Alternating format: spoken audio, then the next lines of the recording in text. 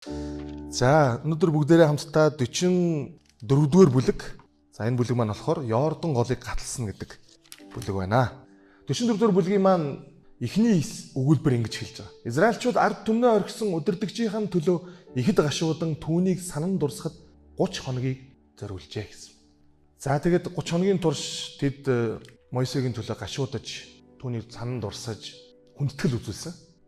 30 хоногийн дараа тэд Йорданыг гатлах ийм ажилдаа орсон гэсэн үг. Үндсэндээ Мойсег Йордан голыг гаталж Канаан руу оруулахыг бол тухайн үед байсан Израилийн овгийн удирдагчид Ахмадууд бол асар ихээр хүсэж ирсэн учраас бүгд нэгдээд Бурханд залбирсан гэж Еланот хэлсэн. Мойсег аваад орё л доо гэдэг. Гэтэ тэр залбирал хэдийгээр чин сэтгэлээсээ Бурханд хандан залбирсан ч гэсэн Бурханы шийдвэрийг бол өөрчилж чадаагүй. Энэ чин сэтгэлээсээ залбирж байгаа залбирлыг бол Мойсе нүдээр харж ирсэн гэж.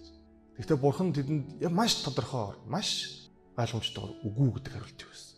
Яг ийм үгүй гэдэг хариултыг Мойсе өөрөө залбираад авсан, ард олон төлөөлөд залбираад авсан. Ийм хариултыг авсан ч гэсэн Мойсе нэг хормын хугацаанд өөрийн ард түмэндээ анхаарал тавих халамжаа орхиогүй. Энэ бол удирдагчийн аягүй тийм гоё чанар надад харагдсан. Өөрөө ингээд таслагдаж, өөрөө орхигдож байгаа мэдрэмжийг авсан ч гэсэн тэрээр эцсийн амьсгал хүртлээр өөрт нь ноогдсон байсан ард түмний хондийг хариулсан, хайрлсан хിവэр байсан ба. Зарим тохиолдолд бид нар амьдрал дээр тийм зүйлийг мэдэрдэг шүү. Үгүй гэдэг хариултыг авсан мөчөөсөө эхлээд шууд өөртөө байгаа үүрэг хариуцлага бүх зүйлсийг ингээд шууд хайдаг, шууд орхидог ийм зүрстгэл, ийм үйлдэлүүд бас заримдаа харагдаж идэг. Тэгэхээр үгүй гэдэг хариултыг ингээд удаа дараа авсан ч гэсэн өөрөө өөрийгөө бодлгүйгээр Бурхны сүмийг боддог, чуулганыхаа ирээдүйг боддог, сүмийнхэн гишүүдийг боддог, өөрийнхөө дор ажиллаж байгаа ажилчдаа боддог, пасторудаа боддог ийм өдөрдөгч Бурханд асар их хэрэгтэй байдаг. За ингээд өмнө нь бол Бурхантай харилцахын тулд, Бурхантай ярилцахын тулд одоо хуаранг орхиод уул руу явдаг байсан Мойсе энэ удаад бол маш онцгой зорилгын дор ер бусын нууцлаг үүрэг гүйцэтгэхээр явсан. Тэрээр үхэхийн төлөө явсан. За ингээд Мойсе маань үхсэн. Бид нар энэ талаар бол өчтөр ярьсан тийм. Мойсегийн оршуулгыг Еленойтгаа айгүй сонирхолтойгоор дүрсэлсэн. Тэр надад их таалагдсан. Тэрний үхээр Мойсегийн оршуулгыг бол тэнгэр элчнэр хийсэн. Ингээд тэнгэр элчнэр хийгээд түүнийг оршуулсны дараа бол Бурхан өөрөө бууж ирж түүнийг аваад явсан гэж ингэж хэлсэн байна. Энэ үед бол үнэхээр сатан бол асар ихээр ийм бачимдж ирсэн. Энэ үсгээр хүн төрлөختний түүхэнд хамгийн анх удаа гим нүгэлтэй хүн алдаршуулгадж мөнхийн улс руу орж байгаа хамгийн анхны түүх, хамгийн анхны тохиолдол. Яг тэр мөчийг хүртэл сатан бол хүнийг гим нүглээс нь болоод үхэлд бүрэн дөнгөлчихсөн, гинжилчихсэн гэдэгт итгэлтэй байсан. Хүн гим нүгэл хийсэн л бол тэр миний иргэшээлд үхэл түүнийг бол ингээд нам дарцсан байгаа гэж итгэлтэй байсан. Гэтэл дивгэнд Бурхан өөрийн оршуугаараа Мойсегийн булшин дэргэд бууж ирэхэд бол сатан тэнд хэлэх үггүй зогсож ирсэн гэж. Яаж ийм зүйл байж болох юм бэ? Тэгээд Бурхан бол сатантай бол мэтгэлцээгүй. Ямар нэгэн байдлаар сөргөлдөөгүй. Харин сатаныг нүдэрээ харж байхад нь эрх мэдэлтэйгээр Мойсег нэрээр нь дуудаж буушнаас босгож ирсэн баг. Тэгээд дэш аваа явсан. Энэ үед сатан хамгийн анх удаага цаг нь ирэхээр Бурханд итгэгчдийг үхэлж дийлж чадахгүй ийм үе ирж тэд мянга саяараа үхлийн дарлаас ангиж ирж тэгээд тэнгэр рүү одно гэдгийг сатан өөрөө мэдэрсэн баг. Өнөөдөр ч гэсэн бидэнд ийм итгэл найдвар байдаг. Хэрэв Мойсе өнөөдөр диваажинд байгаа бол Бурханд итгэсэн хүн бүр, Бурхан дотор дуулууртай, Бурхан дотор итгэмжтэй амьдарсан хүн бүр мөнхийн улсад очих боломжтой. Өнөөдөр Мойсе диваажинд байгаагийн гол шалтгаан бол бидэнд байгаа итгэл найдвар юм байна. Иесус Мойсегийн төлөө ирсэн шиг бас бидний төлөө ирэх бол. Мойсегийн хийсэн гим нүгэл юу байсан бэхээр тэр хадтай ярих хэрэгтэй байсан. Гэвч хамгийн гайхалтай нь тэр жинхэнэ 90 хад болох тэр хад өөрөө бууж ирээд тэгээд Мойсегийн булштай ярьсан. Түүнийг нэрээр нь дуудсан баг. За энэ хэсэг надад бол үнэхээр сайхан таалагдаж огшиж байлаа. За Мойсе амьсгал хураасан боловч түүний нөлөө түүнтэй хамт үгүй болоогүй юм аа гэж. 30 хоногийн турш ингээд гашуудаад 30 хоногийн турш Мойсег дурсан санджах үед бол Мойсе ингээд байгаа мэт, хамт байгаа мэт ийм мэдрэмж ард түмэнд мэдрэгдэж исэн гэж. Яагаад вэ гэхээр ард түмэн өөрсдийн дагж байсан өдөрдөгчийг хэдийгээр булшинд тавьсан ч гэсэн тэд өөрсдийн хуаргансан ариун оцыг харахад сүлд 40 жилийн турш явхад тэдэнтэй дагалдаж байсан те. Ариун асрын хоймор хэсэгт буудаг Бурхны үүлэн багна Шиканай тогтсон хэврэл байсан. Өдөрдөгч байхгүй. Гэхдээ Шиканай байсан баг. Энэ бол Бурхны ард түмэнд байсан хамгийн том итгэл найдвар байсан. Хэдийгээр Мойсе нас барсан ч гэсэн, Мойсе үгүй болсон ч гэсэн тэднийг жинхнээсээ удирдах исэн, Египтээс гаргасан, цөлд дагуулсан, хоололсон, маннаг өгч байсан те. Тэднийг ундаалж байсан жинхэнэ удирдагч нь, жинхэнэ бурхан нь бол тэдэндээ хамт байсаар байгаа юм гэдгийг тэд өөрсдийн ухаан руу харах бүртээ мэдэрж исэн баг. Ингээд Йошуа бол Израилийн удирдагчаар хүлээн зөвшөөрөгдсөн баг. Йошуа бол дайчин хүн байсан те. Тэгэхээр Амалекчуудтай тулдах үед яаж Амалекчуудыг хүүс тэмдэрлээ. Тэгээд түүнд бурхны хүмүүсийг удирдах зан чанарыг өгсөн гэж Елена хэлсэн. Тэр зан чанарыг хэлэхдээ энд удирдах байгаа хүмүүсээ үл тоомсорлож хувийн ашиг сонирхлоо дүвийлэгдэггүй гэж хэлсэн байна.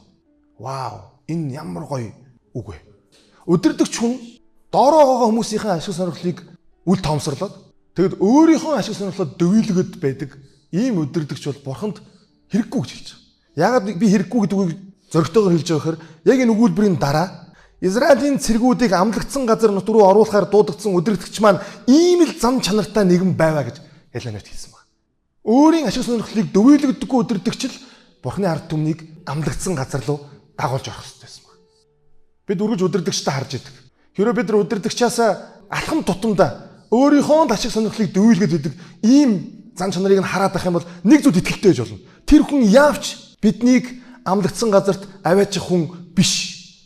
Бурхан ийм өдөртөгчийг хизээд сонгохгүй. Бид нар заримдаа ингэ асуудаг. Бид нар яагаад сүм чуулган маань хөгжихгүй байгаа юм бэ? Бид нар яагаад хүчтэй байж чадахгүй байгаа юм? Бид нар яагаад Бурханыг алдаршуулж гайхалтайгаар Бурханы ажлыг хийж чадахгүй байгаа юм бэ гэж бид нар заримдаа асуудаг. Энэ юу гэвэл бид нар яагаад Канаан руу орж чадахгүй байгаа юм бэ? Алхамчтай. Өдөртөгчээс болж байгаа. Жинхэнэ Йошуа, жинхэнэ Бурханд хэрэгтэй ийм зан чанартай Йошуа гарч ирээгүй учраас өнөөгийн байгаа тэр өдөртөгч нь Йошуа биш учраас л Бурхан тэднийг Канаан руу оруулахгүй хүлээлгээд байсан. Байж. Надад яг өөрийнхөө хувийн ашиг сонирхлоо дөөлгдөггүй, эсрэгээр дороо байгаа хүмүүсийн ашиг сонирхлыг үргэлж нэгдүгээр тавьдаг ийм өдөртөгчл хэрэгтэй. Тийм өдөртөгчл та нарыг Канаанд байлгаж чадна. Израилийн ард түмэн Канаан руу нэвтэрч ороод ингээд 6 жилийн турш байлцсан байдаг. Бараг ойролцоогоор 7 жилийн турш дайн тулаан хийсэн. Төсөөлөд үзээрэй. Ингээд дайн тулаан хийгээд дараа нь 28 жил Израилийн ард түмэн Канааны газар оронд өөрсдийн хот байгууламж бүх зүйлсүүдийг барьж бүтээн бий болгосон. Энэ үеийг өгөхөөр Йошуа болон Элдэр буюу Ахмадуудын үе гэж нэрлэдэг. Энэ бол яг нөгөө шүүгчдийн цаг үетэй ингээд залгаж ирж байгаа юм үе. За үүний дараа бол анхны шүүгчдийн яг Израилийг бүрэн эргэн тойрных нь үндэстнүүдийг ингэж устгаж дарж одоо бидний сайн мэдэх Самсоны түүх, Филистчүүдтэй, Гидеоны түүх, Медианчуудтай ингээд тулж ийсэн тэр цаг үе маань нийлээд бараг нэг 8 жил. Ингээд ойролцоогоор бараг нэг 43 жил тэд Канаанд орсны дараа ч гэсэн тэмцэлтэй, тулаантай, сорилттой, бэрхшээлтэй ийм хэцүү байсан. Түүх хизээч Йордан руу ороод ийм ингээд нэг сайхан амар сайхандаа жаргажээ гэж дуусаагүй. Үүнийг би дүүхэн шүүгчд ном дээрээс хангалттай уншина. Тэгэхээр энэ хугацаанд тэднийг удирдагч яавч өөрийнхөө хувийн ашиг сонирхлыг боддог хүн байх ёсгүй байсан. Тэр хүчрхэг үндэстнүүд иргэн тойронд нь байхад цаг болгонд өдөр тутам өглөө сэрэл энэ бурхны ард түмнийг би яах вэ гэж тэдний төлөө санаа зовдөг ийм өдөрдөгч хэрэгтэй байсан баг. Яг тэгвэл Канаан бол яг үндэ эсрэгээр цөлөөс эрсдэлтэй хэцүү газар байсан. Яг тэгэхээр туулж ороод хамгийн түрүүнд юу байлаа урд нь Ирихо гэж шүү дээ. Цөлөөс хэцүү газар. Ингээд Йошуа бол үнэхээр гайхалтайгаар бурханд ашиглагдаж түүний хүслийн дагуу амьдэрсэн. Бурхан Йошуад ингэж хэлсэн: "Хин ч чамайг амьдралын чинь туршид эсэргүүцсэн зогсож чадахгүй. Би Мойсетэй хамт байсан шиг мөн чамтай хамт болно. Би чамайг хаяхгүй, би чамайг орхихгүй. Гагцхүү, тууштай бөгөөд чин зөрөгтэй бай. Миний зарц Мойсегийн чамд тушаасан бүх хуулийг сахин биелүүлэхэд анхаарал тавь. Хаач явсан газараа амжилт олохын тулд түүнээс баруун тишч, зүүн тишч бүү хазай" гэсэн үүрэг даалгаврыг өгчээ. Хуулийн амнаасаа салгалгүй. Харин түүн дотор бичигдсэн бүхнийг сахин биелүүлэхээр өдөр шөнөгүй түүнийг бясалгаж яв. Тэгвэл чи хөгжин дэвжиж амжилтанд хүрэх болно гэж хэлсэн байна. Нэг асуулт асууя. Энэ хуулийн ном гэдэг нь ямар ном гэж хэлж байгаа юм? Ямар ч байсан Йошуа ард түмнийг удирдахаар үүрэг даалгавар авахад тэнд нэг ном байж. Яг үнтэй дэд хууль ном. Тоорогийн хэсэг байсан. Мойсе тэр тусмаа энэ бурхны тушаал үгсүүдийг өөрөө бичээд жишээ нь санаа уулан дээр Мойсе ингээд зөвхөн 10 хуулийг чулуун дээр бичээд буугаад ирсэн гэж ойлгоод байдаг. Үгүй. Мойсе маш их зааврыг авсан баг. 10 хуулиас гадна 42 ерөнхий зүйл ангийн. Ингээд нийтдээ 613 хууль бурхаас авсан. Тэгээд энэ 613 хуулийг ингээд хоёр ангилахдаа 248 ширхэг яснаас бүрдсэн хүн 365 өдрийн турш бүтэн амьдралынхаа турш бурхны хуулийг дагаж мөрдөх ёстой. Мойсе зөвхөн 10 хууль аваагүй те. 600 илүү ийм хуулийг бурхаас авсан. Тэгээд тэрийг бүгдийг бичсэн. Тэгээд тэр бүгдийг бичсэн тэр номоо юу гэж нэрлэдэг вэ гэхээр хуулийн ном гэж нэрлэдэг. Бүр хамгийн гоё нь юу гэж Мойсе тушаал өгсөн. Энэ номыг Израилийн ард түмэн хаан ч юмсан, хаашаа ч юмсан гэрээний авдрын хажууд тавьж бай гэж хэлсэн байна. Гэрээний авдар дотор юу байгаа вэ? 10 хууль байгаа. Харин гэрээний авдрын гадна хажууд нь юу гэдэг вэ гэхээр хуулийн ном байж гэдэг гэсэн. Израильчууд нүүлээ ариун асраа ашаад барьлаа те. Ингээд тэр хуулийн ном гэрээний авдрын хажууд үргэлж байж гэдэг гэсэн. Йошуад өгсөн тушаал ерөөсөө тэр номыг чи амнаасаа бити салах гэж хэлж. Гайхалтай байгааз. Ингээд бурхан Йошуад цаг нь нэрлээ бос гэж хэлсэн. Йордныг гатлаад миний та нарт өгч байгаа тэр газар л яв гэсэн. Зүгээр босоод Йордныг гатлах гэсэн. Гэтэ яаж гатлах юм бэ гэдэг тэр арга замыг бол зааж өгөөг. Йошуа итгэлтэйгээр өөрийн ард түмнийг дагуулад явсан баг. Ийхүү ард түмэн урагшлах тушаал ав. Ард түмэн 3 өдрийн хоол хүнсээ базааж цэргүүд дайны бэлэн байдалд оров. Бүх хүмүүс удирдагчийн төлөвлөгөөг чамд дагахаа илэрхийлж, түүнд итгэж, дэмжихээ илэрхийлжээ. Тушаасан болгоныг тань бид хийж, илгээх газар бүрт нь явах болно. Бид Мойсег бүх юмд дагаж байсан шиг таныг мөн дагах болно. Харин зөвхөн таны бурхан эзэн Мойсетэй хамт байсан шиг тантай хамт байх болтугай гэцгээе гэж. За би энэ саяны уншсан хэсгийг би заавал уншгаад эндээ бичсэн. Тэгэхээр үүнийг нөгөө нэг Йошуагийн зан чанартай би холбож байгаа. Өөрсдийнх нь төлөө өдөр шөнөгөө эрх ашигын төлөө санаа тавьж идэг ийм өдөрдөгч байгааг мэдэрсэн ард түмэн таныг дагнаа гэж шууд хэлж. Энэ бүр ингэж байгаа юм те. Бид тушаасан болгоны чинь хийж илгээх газар бүрт чинь явнаа гэж байгаа байхгүй. Манай чуулганд бас нэг тийм асуудууд их гардаг л да. Мэдээж одоо бурхны ажлыг хийж байгаа учраас сүм чуулганаа солих те ийш тийшээ явах гэл ингээд илгээгдэх асуудал гардаг. Тэгээд бас нэг хэдэн жилийн өмнө ч гэсэн хурал болоод тэгээд хотод байсан хүнийг хөдөө мөдөө явуулах нэг юм асуудал гарсан. Тэгээд тэр үед нэг пастор 2 цаг номлол хийжсэн. Номлолынх нь гол өрөө нь хизээ юм байсан гэдэг нэртэй тий. Хизээ юм байсан. Бурхан биднийг илгээх газар хүртэл бид нар явдаг байсан шүү дээ. Хизээ юм байсан. Тэр сургаал номлолыг би бас мартдаггүй. Гэтэ харамсалтай нь яг тэгж та нар явах ёстой газар болгон руу явах ёстой гэж загнаж номлож исэн хүн одоо үйлчлэлээ хийхгүй байгаа. Одоо өөрөө гадаадад ажил хийж байгаа. Би энд хүн шүүх гээгүй л дээ. Зүгээр өдөртөгчийн зан чанарыг яриад байгаа. Өдөртөгч нь үргэлж шиний төлөө гэдэг энэ мэдрэмжийг авсан үед өдөрдүүлж байгаа хүмүүс бол хаашаач явахд бэлэн байдаг. Хаашаач явахд бэлэн байдаг. Харин өдөртөгч нь зөвхөн өөрийнхөө их ашиг бодоод өөрийнхөө тав тух сайхан нөхцөл байдлыг бодоод тэгээд миний их ашиг хөндөгдөхгүй бол хэнийг ч би хаашаач явуулсан яах вэ гэдэг ийм хандлагаар хандж байгааг илт харсан хүмүүс хүн л учраас игдүүцэн. Би яагаад дандаа хөдөө явж идэг? Энэ хүн дандаа яагаад 20 жил хотод байгаа юм бэ? Хүн л юм чи асуу шүү дээ. Харин эсэргээр өдөртөгч нар нь би явъё. Манай оюун эрдэнэ дарга шиг те. Би тойрогтой үзчих. Би листэнд орохгүй. Би хинтээ явчих. Ийм өдөртөгчийг харах юм бол бас хөдөө явчмаар санагдаж шүү. Үгүй энэ ах маань хөдөө явж байгаа чи би ч гэсэн явъя гэх те. Энэ бол бодит байдал. Энэ пасторууд хоорондоо ярьж идэг зүйл. Бид нар яг ийм нөхцөл байдалтай сүүлийн 10 хэдэн жил явж байгаа. Нэг хэсэг бүлэг хүмүүс нь огт явдаггүй. Нэг хэсэг хүмүүсийн бурхан яг Улаанбаатарт дуудсан. Нэг хэсэг хүмүүсийн те насан туршдаа хөдөө явахаар дуудсан юм шиг. Ийм сонин дуудлага. Хэрвээ Йошуа шиг өдөртөгч тэр тусмаа зам чанар нь өөрийн ашиг сонирхлоо дөвөөлөгдөггүй өдөртөгч бидний нүдэн дээр байх юм бол би бол насан туршдаа хөдөө ажилласан ч бэлэн байна. Тэтгэврт гартлаа. Ингээд Израилийн ард түмэн бол явъя гэсэн. Энэ үгэл бүр гоё надад. Тушаасан болгоны тэнд бид хий. Илгээх газар бүрт чинь явъя. Тэгтээ нэг зүйлийг хэлж байгаа. Гагцгүй. Зөвхөн таны бурхан эзэн Мойсетэй хамт байсан шиг тантай л хамт байх болтугай гэж. Энэ гоё үг хэлсэн байгаас те. Нэг л зүйл би санаа зовъё. Тэр нь үнэхээр таныг өдөрж байгаа тэр хүч Мойсег өдөрж байсан хүч л байгаас. Тэр тохиолдолд би юунд ч эргэлцэхгүй. Явна, тулд нь илгээх газар ч очно гэсэн. Ингээд Йошуа ард түмэндээ зүрхэн хариулсах гэж хэлсэн. Зүрхэн хариулсах ард түмэн цуваанд ороод алхсан байгаа. Йошуа тахилчдыг бол гэрээний авдрыг нуруунд дээрээ үүрээд урд гараад алхахыг зөвлөсөн. Ингээд хагас бээрийн зайтай гэрээний авдарнаас Израилийн ард түмэн цуваад явсан. Мэдээж Йордан гол дээр ирсэн чинь тэр үе нь бол одоо нэлээд үерэлчихсэн ийм үлрэл байсан. Ягаад вэ гэхээр Израилийн ард түмэн энэ Йорданыг гатлаад Хуаранга босгоод 4 өдрийн дараа тэнд дээгүр өнгөрөх баяр тэмдэглэж байгаа. Дээгүр өнгөрөх баяр маань бол ихэвчлэн одоо монголоор бол хавар болдог баяр. Тэгээд яг тэр үе бол ерөнхийдөө гол ус үерэлдэг ийм үлрэл юм байна л та. Йордан гол бол улаанаар ярьж ирсэн. Яг энэ үед бол Израилийн ард түмэн яг нэг ижил мэдрэмжийг авсан. Тэр нь эцэг өвгдийнх нь ярьдаг байсан. Улаан тэнгисийн өмнө ирээд хэрхэн улаан тэнгис хуваагдаж тэд түүнийг гатлан гарсан бай гэдэг тэр түүхийг бол бүгд бодож ирсэн баг. Бүх израильчууд Йордан голын усыг хуваасан хүч 40 жилийн өмнө эцэг өвгдийнх нь өмнө улаан тэнгисийг хуваасан бурхны хүч гэдгийг хүлээн зөвшөөрөх ёстой байваа гэсэн баг. Ингээд хамгийн түрүүнд тахилчид гэрээний авдрын хамт хөлөө усанд дүрх үед яг тэр агшинд Гинэт голын урсгал зогсож үлдсэн хэсэг нь байгалийн жамаар урсан одож голын сайр усгүй хуурай болов гэж. Яг ижил мэдрэмжийг тэд мэдрээд ингээд Йордан голыг хуваагаад гарсан баг.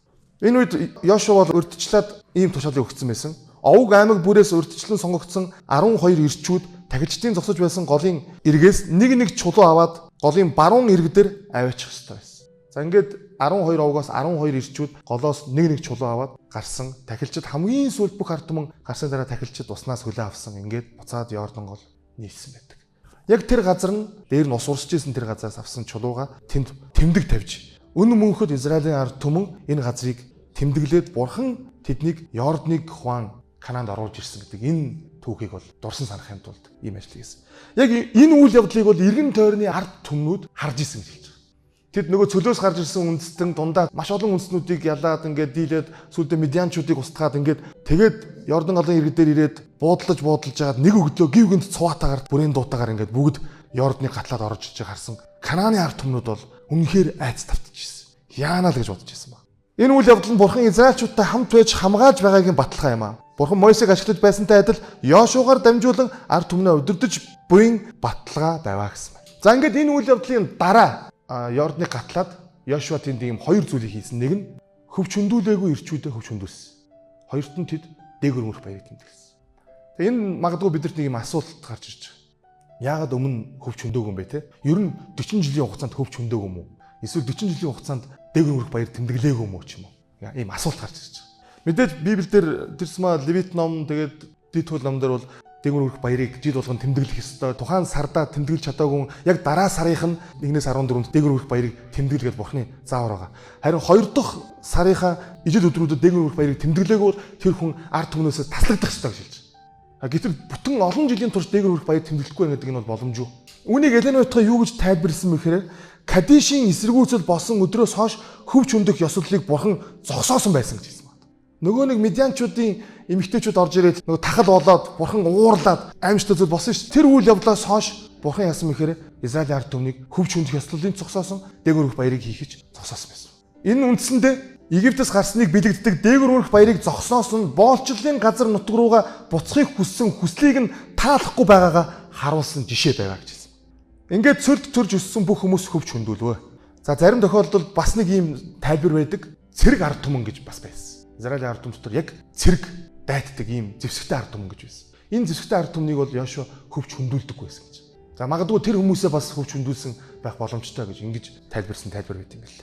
За ямар ч тач тэд дээгүр өнгөрөх баяр тэмдэглээд дээгүр өнгөрөх баярын дараагийн өдөр нь тэд яг Канааны газар нутгаас хураан авсан жимсгэн үр тариа тэр үр тариагаар хийсэн эсгээгүй талхыг идсэн байгаа. За яг тэр хүртсний дараагийн өдрөөс Израилийн ард түмэн дээр манна бууха болсон байдаг. Дахиж тэд маннаг харсангүй гэж бичсэн байгаа. За ингээд Израилийн ард түмэн 40 жилийн турш цөлөөр тэнүүчилж явсаар эцсийн эцэст нь амлагдсан Канаан нутагт орж ирсэн түүх энэ хүрээд ингээд өндөрлж байна. Өнөөдрийн түүхээс бид бүхэн юу сурж болох вэ? Юу ойлгож болох вэ? Өнөөдрийн түүх бидэнд нэг хоёр зүйлийг мэдрүүлж байгаа. Тэр нь үхээр бурхан ямар өдөрдөгчийг өөрийн ард түмнийг өдөрдүүлж, өөрийн ард түмнийг амжилттайгаар Канаанд аваачихыг хүсдэг вэ? Ямар өдөрдөгч бурханд хэрэгтэй вэ гэдэг энэ асуултанд өнөөдөр хариултаа өгч байгаа. Йошуаг маш олон янзаар магтсан байна. Эрд зоригтой, шийдэмгий, төвчээртэй, хичээнгүй, бурханд итгэх, амьд итгэлтэй маш олон сайхан зан чанарууд байна. Гэхдээ энэ бүхнээс илүүтэйгээр тэрээр өөрийн ашиг сонирхлыг дөвөйлөгдөггүй хүн байсан гэж хэлж байна. Бид нар бүгдээрээ өдөрдөгч нар бид ч гэсэн хүмүүст нөлөөлж идэг. Таныг хүндэлдэг, таныг дагдаг хүмүүс үнэхээр мундаг өдөрдөгч шүү, сайн өдөрдөгч шүү гэж хизээнээс хүлээн зөвшөөрдөг гэхээр өөрийгөө үүсгэсэн тэр мөчөөс. Есүс Христос өөрийгөө хэлсэн. Би үйлчлүүлэхийн тулд биш, харин үйлчлэхийн тулд ирсэн юм а гэж. Би өөрийн амийг олонний төлөө өргөл болгохоор ирсэн юм а. Би бүр энэ хүмүүсийн төлөө үхэхээр ирсэн юм а гэж Есүс хэлсэн байдаг. Ард түмнийхэн төлөө, хондийнхын төлөө үхэхэд бэлэн ийм зүр сэтгэлтэй өдөрдөгчийг хамт байгааг мэдэрсэн ард түмэн юунаас ч айдаггүй. Хоёрт нь ард түмэн эсрэгээрээ зөрүүлээд өдөрдөгчийг хүндэлсэн баг. Өдөрдөгчийг дагсан баг. Өдөрдөгчийн зааврын дагуу үйлдэлсэн баг. Заримдаа чи миний үгэнд орохгүй байна. Энэ надаар өдөрдүүлэгдэхгүй байна. Ингээд ийм асуудал өдөрж байгаа хүмүүсийн донд ингээд ийм зүйл гардаг те. Зарим хүмүүс хүчээр өдөрдөгч гэж хүлээн зөвшөөрөх гэдэг. Би өдөрдөгч шүү. Чи зүгээр айтайхан байгаараа гэдэг. Тийм өдөрдөгч нар байдаг. Заримдаа хүчээр яг лайк гуугаад байдаг өдөрдөгч нар бас байдаг те. Манай монголчуудын нэг ийм гоё үг байдаг. Монгол хааны хөгч байдаг те. Зүрстгэлийг нь ингээд эзэмтдсэн байхад би энэ хаа олдох вэ? Энэ бол бас агуу философи шүү. Итгэлийг нь олж аваагүй ээжиж биеийг удирдах гэдэг, захирах гэдэг ийм төрлийн хайр бас байна. Хосын хайранд ч байна, удирдагчийн хайранд ч гэсэн байна. Тийм учраас эхлээд удирдагч хүн өөрөө хайрыг үзүүлж, уучлалыг үзүүлж, өөрөө эхлээд тэр хүмүүсийн хайр хүндэтгэлийг олж авчих юм бол тэр хүмүүс зүрстгэлээч зориулна, биеэч бас удирдагчийн төлөө зориулна. Йошуа үнэхээр ийм амжилтыг гэж хэлэх юм уу? Ийм үр дүнг ард түмнээс үзсэн ийм удирдагч байсан. Мойсегоос Йошуа руу удирдлага шилжихэд тэнд ямар ч асуудал гараагүй. Нэг ч гишүүд алдагдаагүй. Нэг ч хүн тэр дунд итгэлээ хаяагүй. Гайхалтайгаар удирдагчийг хүлээн зөвшөөрч ирсэн. Яагаад вэ? Яагаад гэвэл Йошуа үнэхээр Бурхны хүслийн дагуу ийм л зан чанартай удирдагч байсан юм аа. Йошуа 110 настайдаас орсон.